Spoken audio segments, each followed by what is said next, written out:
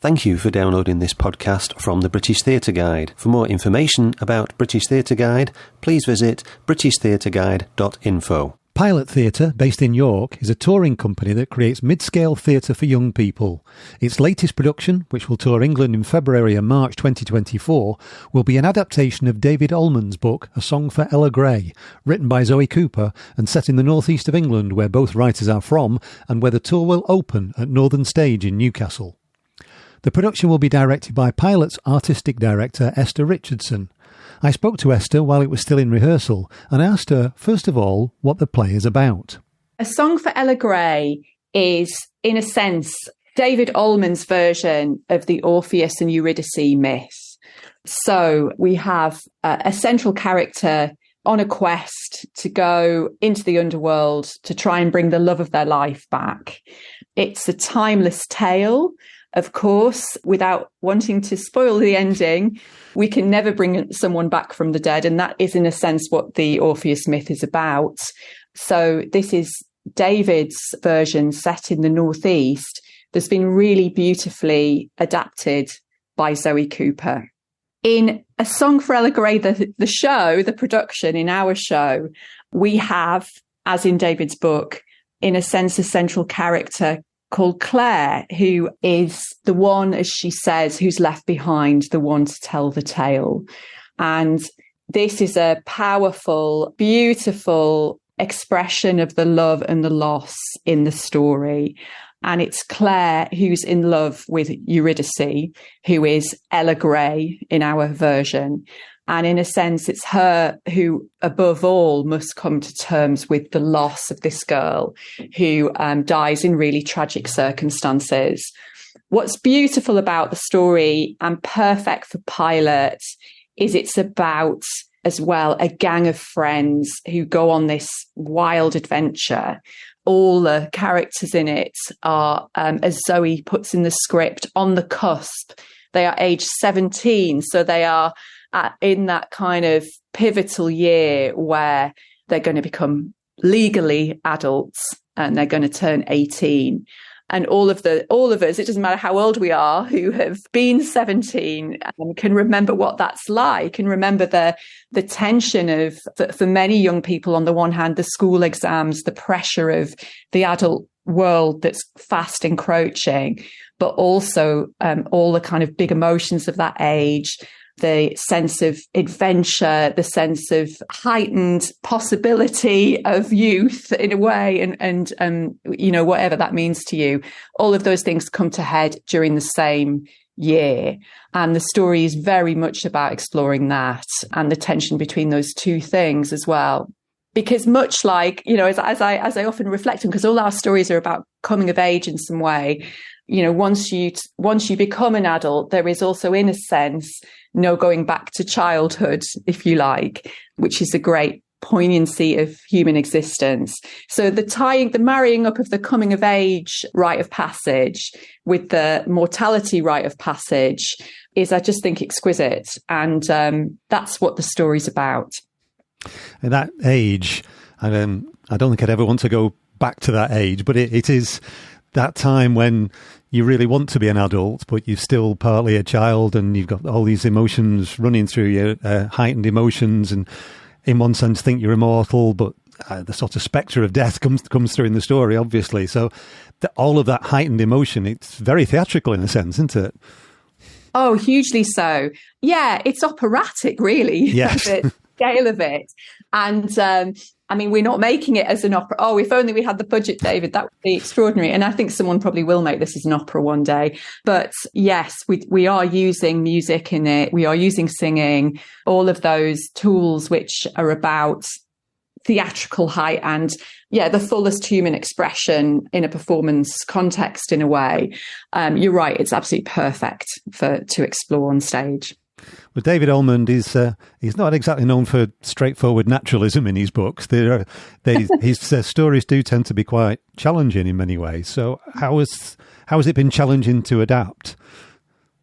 Good question. Well, in some senses, as you know, we like ambitious and adventurous work at Pilot.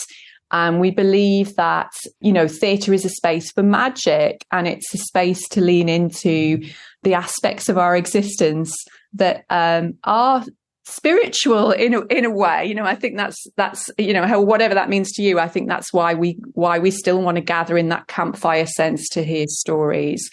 And so I think in some senses it's just such an exciting proposition to take a story. In a sense, Orpheus, I suppose in the myth, what's interesting about Orpheus is that he's a god as well as a human being. Is he real? Is he unreal? He's kind of there and he's not there. We've talked a lot about, or David and I have talked a lot in the early days about how, Orpheus is in a way an expression as well of creativity and inspiration. And so yes, it is hard to put something like that on the stage. But on the other hand, because of the power of the human imagination, and the job of theatre really is, it's the gym for the imagination. I guess, as with many of our previous shows, what we're trying to do is give you that kind of workout, but hopefully in a really super powerful way. Because, what you can, if we give you some clues and some hints, what you will imagine in your own mind will be more powerful than anything that we could show you in that sense. So theatre is always about, in a way, excavating that sort of notion, I think. So we love that in theatre.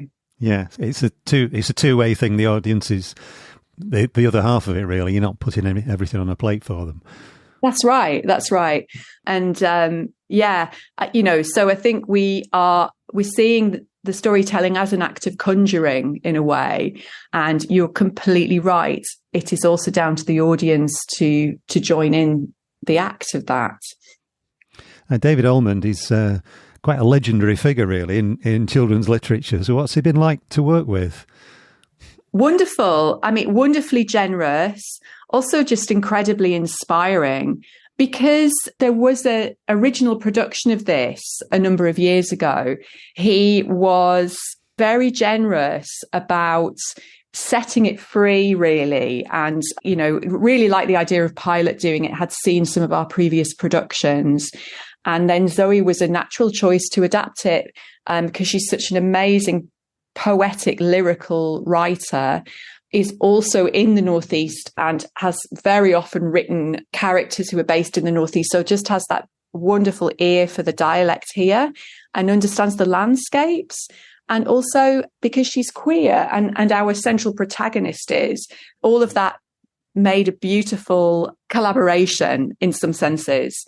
But David, in a sense, he's our guide. So he, in the key moments, has given us, wonderful inspiration. And I think it's worked very much like that as a process. And it's been really, really beautiful, actually, to have been able to collaborate with him in that way, and Zoe. And how much of a collaboration is it with Pilot and the writers? Because you tend to do new adaptations, don't you, anyway? So rather than existing scripts. So how much do you play a part as the director and as the company in actually adapting the work? To some degree, it varies project to project, but I would say that we really believe in writers and we really believe in the playwright. And so the process always begins with, a lot of thinking and sifting through who is the right writer for this project. So I would say it's a really fundamental partnership, the partnership between me and the writer, because in a sense, we are both interpretive artists in the process of adaptation, in a sense, and that's sort of different to mounting a new play. But that just means there needs to be lots of conversations. It's fantastic if the writer's got capacity to come and be in the room, which Zoe is at the moment, which is wonderful. So, it's a close and rich exchange. It's always different, though. And sometimes writers don't have the availability and they're not in the room. So, but, other work and other conversations have happened before. So it's very, very, very variable, but it's definitely, like taking a walk with a good friend. It's a conversation that's in flow throughout as you kind of climb the mountain that you've set out to climb, if that makes sense. Yeah, so it is ongoing through rehearsals. Certainly for this one, there is still some writing or still some adapting going on, is there? Yeah, I mean, I quite like to encourage us towards having the script fairly secure by the beginning of rehearsals, because there's so many elements. And at Pilot, if only we had the resources of other larger companies and we could have a longer process, I wouldn't maybe push for that so much. But because there's so many moving elements in our show, so there's always, there might be an element of live music or puppetry or some, very big significant movement sequences. Some of our shows have all of those things in them as well. So it's that thing about being really mindful about the time that you've got to stage the play, but the space for exploration and for devising, in a sense, and for standing in the story as storytellers together is also really important in the room. So that it's really important everybody owns the production, ultimately, everyone who's contributed to it. So I think overall, my processes in terms of these collaborations are, to be in a way the lead facilitator and the person who sort of holds the overall vision in the end, but with absolutely everybody contributing to it in a very dynamic way. I noticed your lead or your title role actor has got 700,000 followers on TikTok. Is that familiar territory to you? Did that mean anything to you, or is that completely out of, TikTok's not something that I tend to look at all. But I don't know whether it is for you. Well, Grace, actually, I happened across Grace because I was casting about for people to come and do an R&D on this about a year ago. And I wanted people who had some folk music experience and who had some connection to the Northeast, could do a Geordie accent, ideally were native. So I was running various searches to try and find people. And Grace actually popped up because she met a kind of vector of things I was looking for an R&D. And I did know who Grace was. So I did know that she'd made these absolutely hilarious videos on social media. But because she had a quality where I thought, oh, actually, she might be really good in this production. So I reached out to her basically, and she was very wonderful and came and did this R&D and was absolutely fantastic, and also loved the material. So it kind of went from there. But I didn't start from a place of going, oh, I need a TikTok star to be in the production. It was just a sort of happy accident in a way, and also happily, Grace absolutely loves the project and is perfect for it. So it was just serendipity, really. I suppose it's quite good for publicity to your target audience. It's got to help, I suppose, because TikTok it's aimed more at that sort of age group, isn't it? Absolutely. It's really a credit to Grace. I mean, Grace has built that on her own, from being someone who graduated in the pandemic to an environment where there wasn't any work for actors. As you'll remember, it wasn't very long ago. So, all power to everybody who has, managed to stay creative. And it's exciting that, Grace, I guess, represents someone who managed to do that, but also on her own terms has built this audience, which is, really, I take my hat off to her. I think it's something extraordinary. It's amazing. Yeah. You say what it's, you mentioned the pandemic. Last time we spoke, you were collaborating with a playwright on the other side of the world, just coming out of the pandemic. Now, the theatre, a lot of the theatres, they seem to be getting back to some sort of normality, but there are gaps in the theatrical landscape that are still there at the moment. So how's it been for you in the last couple of years? Oh, it's been challenging, like it has been for everyone, because we're an ecology. So we all depend on one another. And, when we're a forest, aren't we? So when trees go down, it's bad for all of us. And, it's stressful, and, you know, I suppose maybe you have an element of survivor guilt as well. The job becomes bigger for you if you're still standing, because the pool of people who rely on your support is greater again. There's a need for people in roles like mine to be involved in all sorts of advocacy and collaboration behind the scenes. And it's a very, very tough environment for everybody right now. And arts and culture just desperately needs more investment, as does the education sector, actually, which I can also speak to because we have a foot in that in our unique company as well. And I am just so proud of us that we have managed to keep making effectively new work at this scale through what we've lived through in the last 12 years, really. And certainly the crises of the pandemic, most especially, but also, I am going to use the B word, the impact of Brexit on the sector, and other cuts and other kind of political shifts that have meant, you know, councils losing money. You know, lots of venues depend on that kind of funding. We've seen a lot of that just since Christmas in the last few weeks. So it's a very, very, very tough time. It's a time for us to really lean into our resilience, but it's a time for us to also really start talking to governments. And, you know, we've just got to persuade people of the value of this again in new ways, I think, because, it's hard. But pilots, we keep going. We're resilient. We are very thoughtful about who our audiences are and who our stakeholders are. And we've always been in dialogue and conversation with them.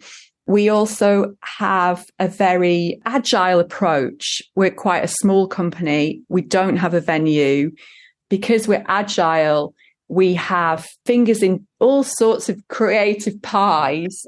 We have a thriving digital element to our work. We make some immersive technology. We do live streaming for people that we've done for years and years and years. We don't shout about all of that work, but it's work that keeps us, in a sense, able to perhaps be a little more risk-taking than some other companies. However, like I say, we're still in the forest with everybody else, so we can't prop everything up. And our kind of connection and our roots to all the other infrastructure, all the other organisations, artists, people in the sector, you know, we really care about that. And we want to see brighter days, let's put it like that. And we want to see culture properly and arts back on the curriculum. And, because it's people sort of say, oh, yeah, but some of the most, the best stuff happens outside of schools. And of course, that's, that can be true. But we have to hold as well that for some kids, they're not going to get taken to the theatre or encouraged to go to the youth centre after school, actually. So the environment of school and, a thriving, imaginative, creative curriculum is really important, because that's actually, guys, how you reach everybody, because almost all children are in a school somewhere, basically. That's our position on that anyway. Yeah. Regarding the particular sector of theatre that you're in, we spoke even before the pandemic that theatre for young people tends to be less well funded and often less regarded. And I suppose it's the first thing that gets cut by, funders or by schools when hard times appear. So that's got to be bad news at the moment, I suppose, is it? Yeah, it is. It's tough. I mean, I don't think there are many companies like ours doing the work that we're doing. And I don't think that's a good thing. I remember when they were, it really wasn't an unusual thing for there to be, virtually a brand new play or a new adaptation of something, or a piece that had been devised on a regional mid-scale stage. But, as we've seen over the last decade, the numbers of productions that venues can now invest in has reduced. There's nothing like the number of productions that get made. We're in a much more risk-averse climate, and programmers will, it's interesting because how you respond to, a cooler climate is an interesting thing. And quite often, understandably, and I get it, people will default to the title, right? We've got to put something on that people know and have heard of. And that does and that can work in certain spheres. But actually, sometimes I think there are other routes to kind of, there are other opportunities that a cooler climate can create. And actually, sometimes leaning into the right kind of new work, as in, a project that's going to ignite a community because it's about something that's really important to that community. I know it's an example from television, but I'm just also holding how powerful that post office drama has been in the last week. I can't not refer to it because everybody's watched it and everybody's referring to it.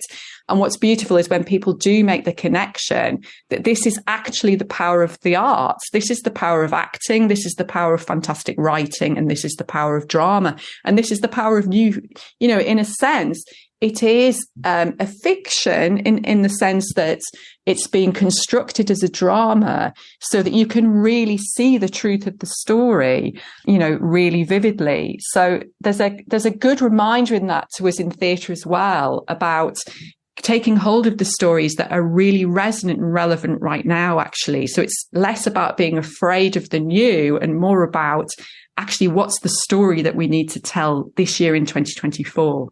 Yeah. It is amazing after 20 years of newspaper editorials and panorama documentaries that one drama piece on TV and suddenly we've got a consensus in Parliament that something's got to be done immediately. That's drama. It's extraordinary. Yeah. And you look at Twitter and you look at all the ministers actually having to refer to the television drama, and they've done us such a favour in a way to kind of put the lights on again about just how important a medium drama can be. And it's there's an invitation there. I think there's an invitation to theatre as well to reflect on that and just, be reminded again of the unique power of our art form, what we can only do really, which is to do with the liveness and to do with shining a light on what is resonant right now, most immediately. So I'd love to see us be able to lean more into a theatre culture that's doing that. Yeah. And that absolutely relates to young people as well, of course, but it relates to everybody. It relates to work for all ages. Yeah. I've written a few things recently about over Christmas in Manchester, where I'm based, the lack of children's theatre other than pantos.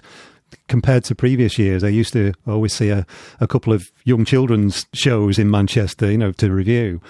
And this year, the one at home in Manchester finished on the 6th of December. The Royal Exchange Studio, they used to have one, but that's not reopened after the pandemic. The only one really in the centre of Manchester was at the brand new Aviva Studios, our new factory, where they had a large-scale, brand new adaptation of Lost and Found by Oliver Jeffers. Right, yeah. And it was absolutely packed with parties of young kids who loved it. It was full. The biggest theatre there was absolutely full. So there's something wrong there, isn't there? Yeah, there is. And I think there's an economic model that's broken. And it's tough because I think most of us are in children and young people's theatre because we've got like a really moral and ethical standpoint, and we don't want to be charging ludicrous prices for tickets because we want families and some of the poorest in society actually to be able to come and experience theatre. So that means your ticket yield is low, and it becomes really difficult then to sort of make ends meet, and especially if venues are in a position where they're not underwriting, in a sense, productions, because the reason why you would have seen more of those productions in the past because those venues would have underwritten, in a sense, the studio show because they know it's important and they want to have the offer for, I don't know, the under 10s at Christmas as well. So that's why it's in the studio. But they know that there's no way they're going to make a profit on it. It's probably, going to cost them money, but that's not the point, because the point is that work is magical. It's powerful. It's an entry point to theatre.